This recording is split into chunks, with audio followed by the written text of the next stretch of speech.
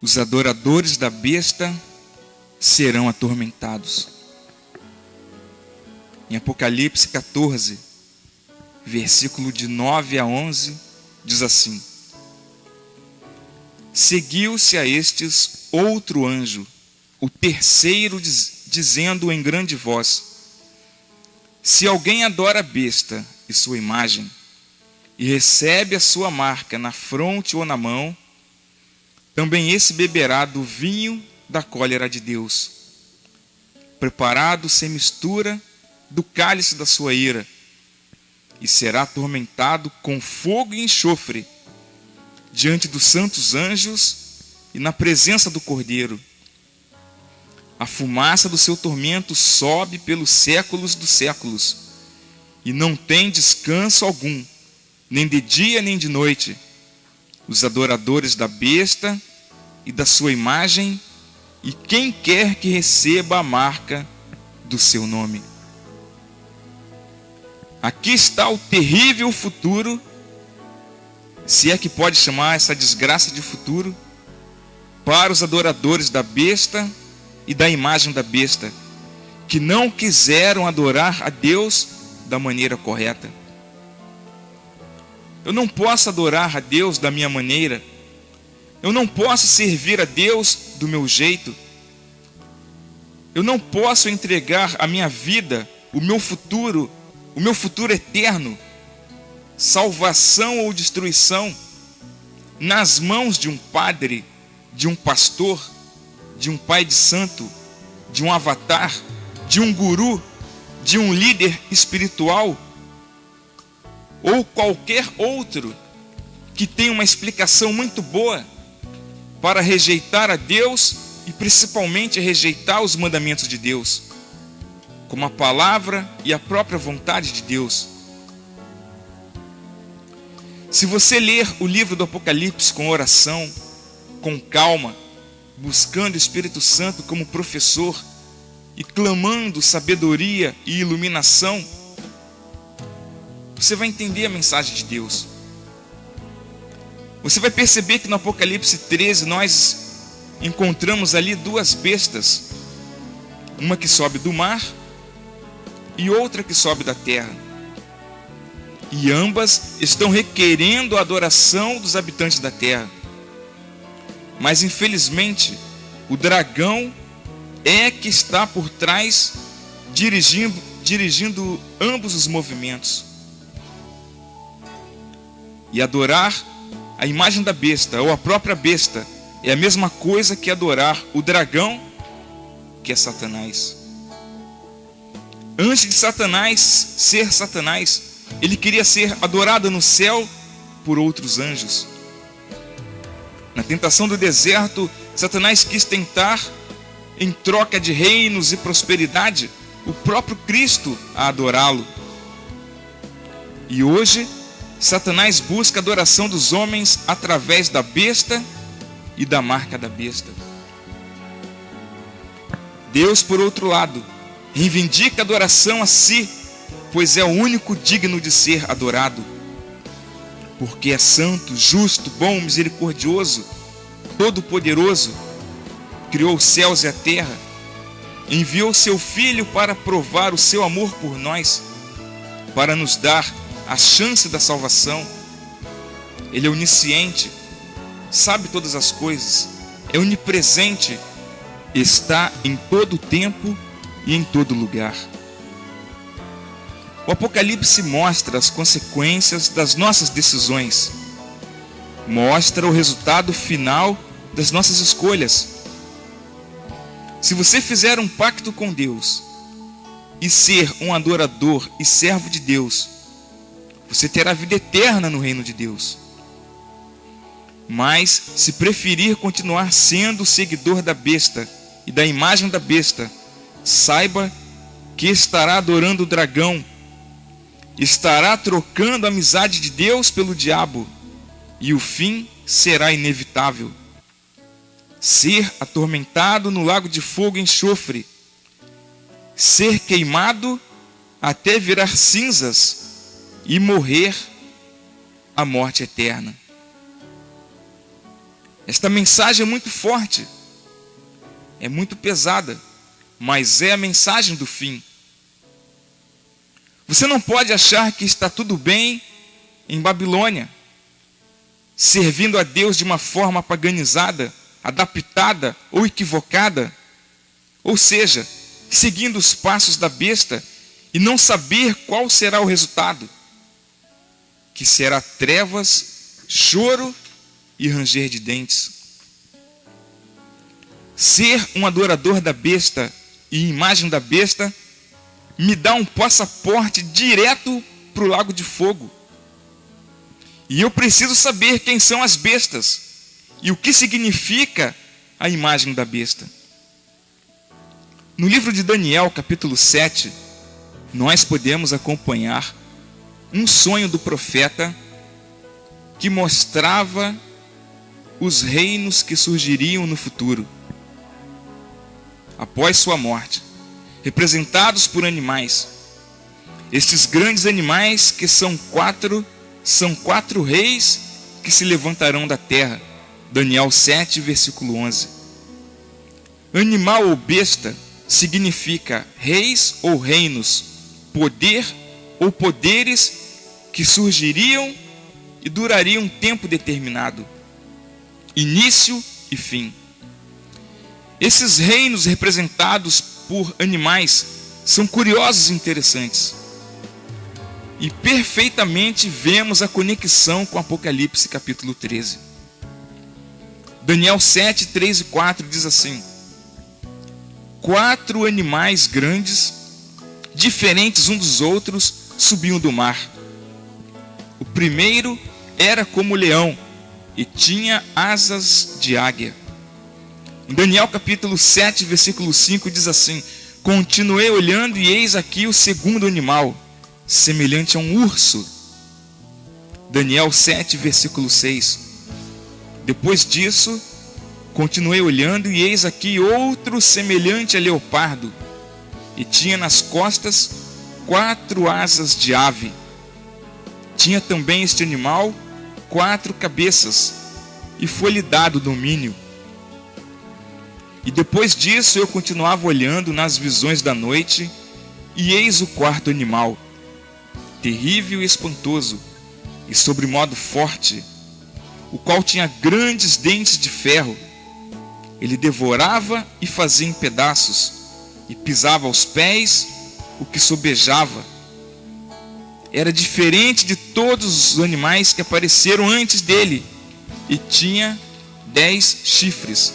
Daniel 7, capítulo 7.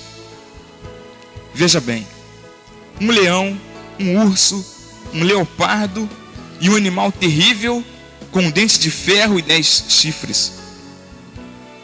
O leão com asas representava o Império Babilônico, que durou de 606 a 538 a.C. O urso com 3 costelas na boca, andando com 2 patas traseiras, representava o reino dos medos e persas, que governou de 538 a 331 a.C. O leopardo com 4 asas e 4 cabeças representava a Grécia e o mundo conquistado velozmente por Alexandre o Grande, que durou de 331 a 168 a.C. E o 4º animal terrível e espantoso com 10 chifres representou o Império Romano, de 168 a.C. a 476 depois de Cristo. E todos os seus governos, que foram 10 tipos de governos, até chegar a ser Roma papal, liderada pelos papas. E é justamente a partir daí que começa o problema que acabará no lago de fogo. Percebam a conexão com Apocalipse 13. Apocalipse capítulo 13, versículo 1 e 2. Vi emergir do mar uma besta que tinha 10 chifres e 7 cabeças, e sobre os chifres 10 diademas, e sobre as cabeças nomes de blasfêmia. A besta que vi era semelhante a leopardo, com os pés de urso e boca como de leão. E deu-lhe o dragão o seu poder, o seu trono e grande autoridade. Esta besta, o animal do Apocalipse 13, 1 e 2, é uma mistura de culturas, ciência e religiões dos reinos passados. Pés de urso, corpo de leopardo, boca de leão e os 10 chifres. Ou seja, estamos diante do poder papal com sede no Vaticano. Um reino, um poder político e religioso que tem influenciado e obrigado ao longo de sua história os habitantes da terra a prestar adoração ao dragão. Apocalipse 13, verso 4. E adoraram o dragão porque deu sua autoridade à besta. E Apocalipse capítulo 13, verso 8. E adorá-la-ão todos os habitantes sobre a terra, aqueles cujos nomes não foram escritos no livro da vida do Cordeiro, que foi morto desde a fundação do mundo. E Apocalipse 20, verso 15. E se alguém não foi achado inscrito no livro da vida, esse foi lançado para dentro do lago de fogo. Começa a perceber o perigo em que corre a humanidade? Veja o que esta besta ou este poder faria quando entrasse em cena. Daniel 7, 23 e 25. O quarto animal será um quarto reino na terra, o qual será diferente de todos os reinos, e devorará toda a terra, e pisará os pés, e a fará em pedaços, proferirá palavras contra o Altíssimo, magoará os santos do Altíssimo, e cuidará em mudar os tempos e a lei. Um poder político e religioso queria, sem autorização de Deus, mudar a lei de Deus. Tirou o mandamento que proíbe a adoração e a fabricação e a veneração de imagens de escultura, e substituiu a santificação do sábado do 7º dia para o domingo, o 1º dia. E com isso, milhares e milhares de pessoas foram mortas na chamada Santa Inquisição, fogueiras santas e etc., por não aceitar o catecismo, que sempre foi uma blasfêmia contra Deus. Você já sabe quem é a besta que surgiu do mar. Agora vamos ver a besta que surgiu da terra.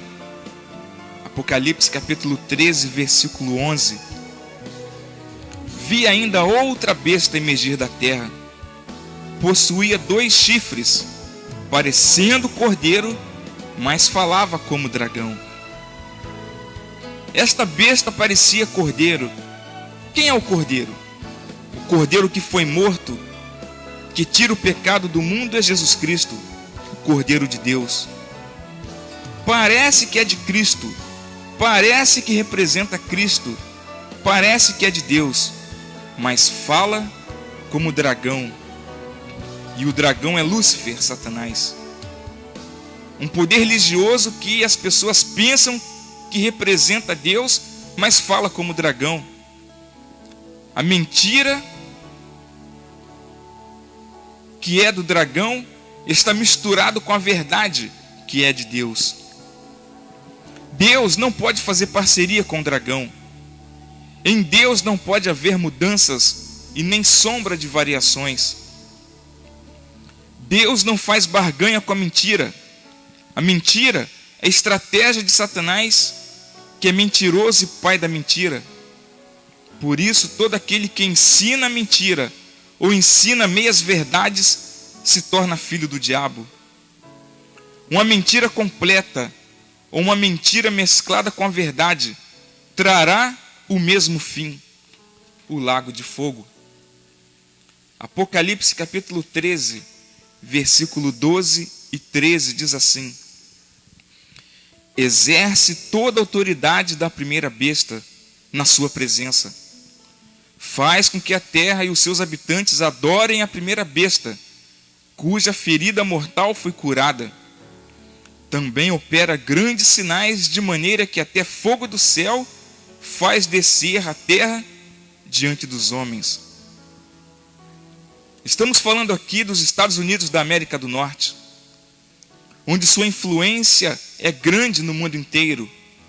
Todo mundo recebe informações subliminares o tempo todo, através dos filmes de Hollywood. Todo o mercado financeiro do mundo, juntamente com as bolsas de valores, são afetadas ou influenciadas pela moeda americana, o dólar. Os Estados Unidos é uma nação protestante. Ser protestante deveria representar a Deus, mas muitas vezes fala como dragão, no sentido de forjar guerras e lançar bombas aéreas em outros países, como a bomba atômica em Hiroshima e Nagasaki, fazendo descer fogo do céu e mais. A maioria das principais religiões protestantes e evangélicas do mundo tem a sua sede mundial nos Estados Unidos da América.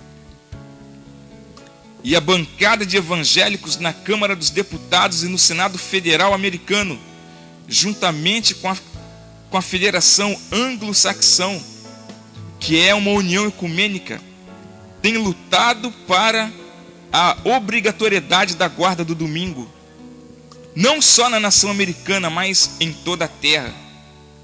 Em outras palavras, quando os Estados Unidos da América, através de sua influência no mundo, decretar leis dominicais, eles estarão dando poder à primeira besta, o Vaticano, e assim fará com que todos os habitantes recebam a marca da besta na mão e na testa, que é a mente do homem.